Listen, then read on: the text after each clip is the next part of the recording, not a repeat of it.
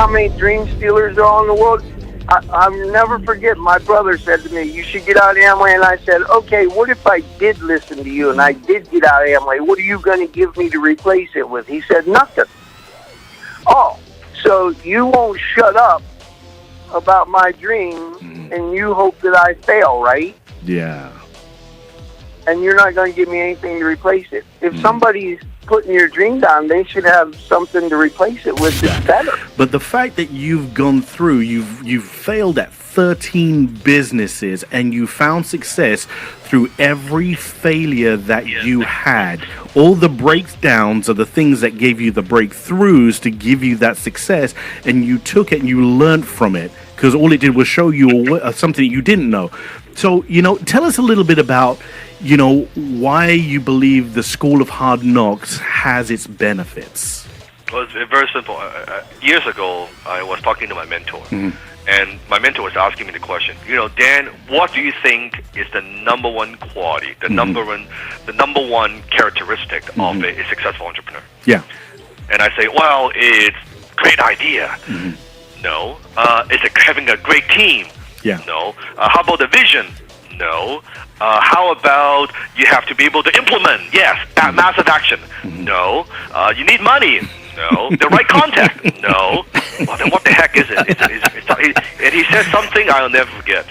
He said the number one quality of a successful entrepreneur is the ability to endure pain for a long period of time. It's important to stay in that for sure.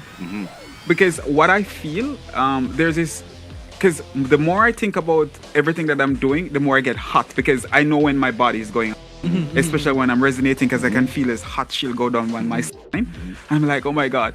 But then I realize, because there is something of importance taking place, a transformation, because it's just like, I am that I am. You're putting ownership on, everything else. So I'm staying in that frequency of vibration.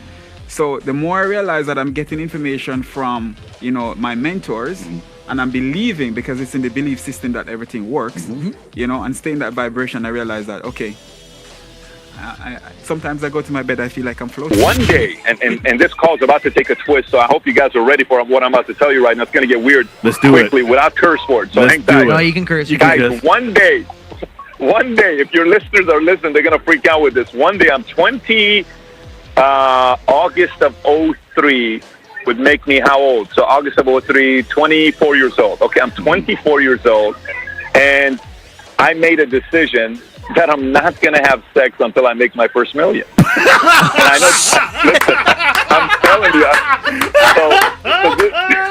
Oh my gosh. Oh, so you're going to make $1 million real fast. No, I told you it was about to get weird. Dude, so there's nothing like that kind of motivation. Oh, buddy! I mean, it was the biggest motivation,